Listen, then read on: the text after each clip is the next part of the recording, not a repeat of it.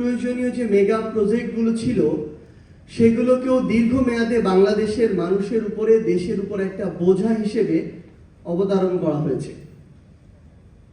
ঘটনা 2, আমরা আদানি নিয়ে একটা বিশাল আলোচনা আমরা দেখেছি কিছুদিন আগে, কয়েক বছর আগে, যাকে নরেন্দ্র মোদীর কেশিয়ার বলা হয়।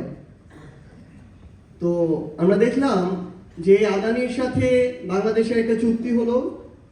ভারতের বিখ্যাত সাংবাদিক পরঞ্জয় গুহ ঠাকুরতা তিনি তার একটা লেখায় বলছেন যে এই যে চুক্তিটা হলো বাংলাদেশের সাথে আদানির, এটা যতটা না বাংলাদেশের জন্য অতি জরুরি, তার চেয়ে বেশি হচ্ছে মোদীকে খুশি করার চুক্তি, এবং তার চেয়ে বেশি হচ্ছে শেখ হাসিনা বাংলাদেশের ক্ষমতায় টিকে থাকবে, এই টিকে থাকার ফিটা আদানির মাধ্যমে মোদীকে পাঠানো হতো, যেটার আরেকটা নাম ছিল ক্যাপাসিটি চার্জ।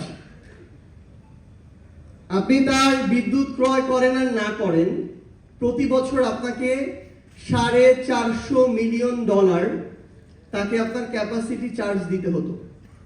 এবং তার চেয়ে বড় দুঃখজনক হলেও সত্য যে এটা যখন নীতি বহির্ভূত হচ্ছিল, তখন শুধুমাত্র ওই চুক্তিটা করার জন্য নীতিটার পর্যন্ত পরিবর্তন করা হয়। এইভাবে ক্ষমতায় টিকে থাকার জন্য ঠিকাদারদেরকে, যারা ক্ষমতায় টিকে রাখে, তাদেরকে চার্জ দেওয়া হয়েছে। আমরা যদি আরেকটা পরিসংখ্যান দেখি, ভাই একটু আগে বলেছিলেন 2009 সালে আমাদের ঋণের পরিমাণ ছিল 2,76,000 কোটি টাকার মতো, যখন আওয়ামী লীগ ক্ষমতায় আসলো। এবং তাদের পতন হওয়ার সময় 24 আগস্টে বাংলাদেশের ঋণ প্রায় 18,36,000 কোটি টাকা, যেটা প্রায় 6 থেকে 6.5 গুণ বৃদ্ধি পেয়েছে এই অল্প কয়েক বছরে। এবং আমাদের বর্তমানে এই যে ঋণের বোঝা, আমরা যদি আগামীতে আর কোনো ঋণ নাও নেই, তাও এই বোঝা আমাদের শোধ করতে প্রায় 40 বছর সময় লাগবে। এবং বাংলাদেশে একটা সদ্য জন্ম নেওয়া শিশু, তার মাথাও প্রায় 1.5 লক্ষ টাকার ঋণ চাপিয়ে দেওয়া হয়েছে। আরেকটা ঘটনার দিকে যদি আমরা লক্ষ্য করি, আরেকটা পরিসংখ্যান, পাচার নামক লুটপাট। আমাদের বিগত 16-17 বছরের এই ফ্যাসিস্ট রেজিম তাদের সময়ে পাচার করেছে প্রায় 11 লক্ষ কোটি টাকা, যেটা দিয়ে 35-40টা পদ্মা সেতু নিমিষে বানানো যেত। যেই পদ্মা সেতু নিয়ে এত গৌরব, সেখানেও প্রায় 30-40% টাকা তারা লুটপাট করেছে। আমরা দেখলাম সেই শেখ হাসিনা গর্বের সাথে নির্লজ্জভাবে বলছে যে তার পিয়নেরই প্রায় 400 কোটি টাকা আছে। অর্থাৎ একজন পিয়ন কতটা লুটপাট করলে সে 400 কোটি টাকার মালিক হতে পারে। তাদের ভূমিমন্ত্রী সাইফুজ্জামান, তার শুধু লন্ডনে বাড়ি ছিল 360টা। মানে আমি শুধু এই কথাটা বলি যে তার শরীরে হাড় 206টা, মৃত্যুর পর এক একটা হাড়কে, তার এক একটা বাড়িকে যদি এক একটা কবর মনে করে এক এক জায়গায় রাখা হয়, তাও অনেক বাড়ি বেঁচে যাবে। তো বাড়ি খেকো এরকম অসংখ্য তাদের মন্ত্রী ছিল, যেখানে এই এক মন্ত্রী সাইফুজ্জামানি প্রায় 10,000 কোটি টাকা পাচার করেছে। আপনি দেখবেন ভাইরা বলেছেন ব্যাংকিং খাত নিয়ে যে এক সালমান এফ রহমান প্রায় 7টা ব্যাংক থেকে 36,000 কোটি টাকা লুটপাট করেছে। এবং শেখ হাসিনার পরে 3-4টা মানুষ মিলে শেখ হাসিনার 3-4টা হাত হিসেবে পুরো বাংলাদেশকে এভাবে নিয়ন্ত্রণ করতো, লুটপাট করতো।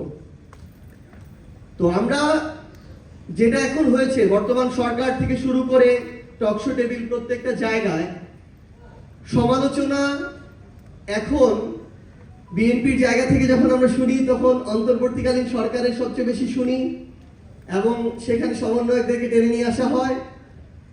আমরা আমাদের জায়গা থেকে বর্তমান সরকারের সমালোচনাগুলো করি, কিন্তু আমরা যেন বিগত 16-17 বছরের যে এত বড় লুটপাটের রাজ্য, যেটার ফলে একটা গণঅভ্যুত্থান হতে হলো, হাজারের অধিক মানুষকে জীবন দিতে হলো, এত মানুষকে রক্ত দিতে হলো, আমরা যেন এই ইতিহাসগুলো যেন আমরা ভুলে না যাই, এই শোষণগুলো যেন আমরা ভুলে না যাই, এগুলো যেন আমাদের আলোচনায় আসে।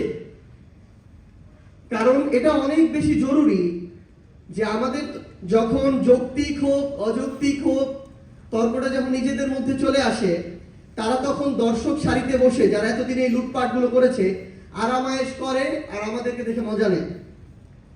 তো আমাদের যেমন সেগুলো সামনে রাখতে হবে, সেই খতিয়ানগুলো সামনে নিয়ে আসতে হবে, পাশাপাশি সেগুলো থেকে শিক্ষাও নিতে হবে। আমরা আহ্বান করব আমাদের জায়গা থেকে, জাতীয় নাগরিক পার্টি এনসিপির পক্ষ থেকে, বর্তমানে সরকারে বিএনপি রয়েছে, তাদের সংখ্যাগরিষ্ঠতা, তাদের পথ সম্পর্কে আমাদেরকে বিব্রত করছে, বাংলাদেশের মানুষকে বিব্রত করছে। আমরা তাদেরকে আহ্বান করব যে বাংলাদেশে যেন আগামীতে আর মেগা প্রকল্পের নামে মেগা ডাকাতি না হয়। বাংলাদেশে যেন আপনারা কিংবা অন্য যে কেউ ক্ষমতায় টিকে থাকার জন্য কোনো ঠিকাদারকে যেন কোনো ধরনের ক্যাপাসিটি চার্জ দিতে না হয়। বাংলাদেশে যেন ঋণ খেলাপি নামক ব্যবসা আর শুরু না হয়।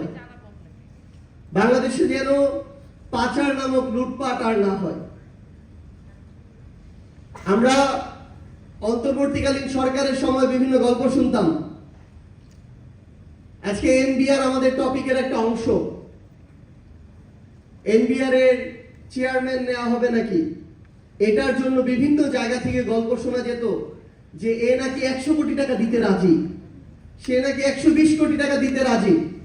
কেউ বলছে 150 কোটি হলেও সমস্যা নাই, আমরা দিব, কিন্তু আমাদের যদি কোনোভাবে ওইখানে চেয়ারম্যানটা বসে। এখন যখন চেয়ারম্যান কে বসবে তার প্রোফাইল সম্পর্কে ওই দায়িত্বশীলরা জিজ্ঞাসা করে, তখন যিনি ওই চেয়ারম্যানের সুপারিশ করেন তিনি আবার বলেন ওই চেয়ারম্যান নাকি শতভাগ সৎ। যেই লোকটা 100 কোটি টাকা দিয়ে এনবিআর এর চেয়ারম্যান হইতে চায়, সেই লোকটা কিভাবে শতভাগ সৎ হইতে পারে?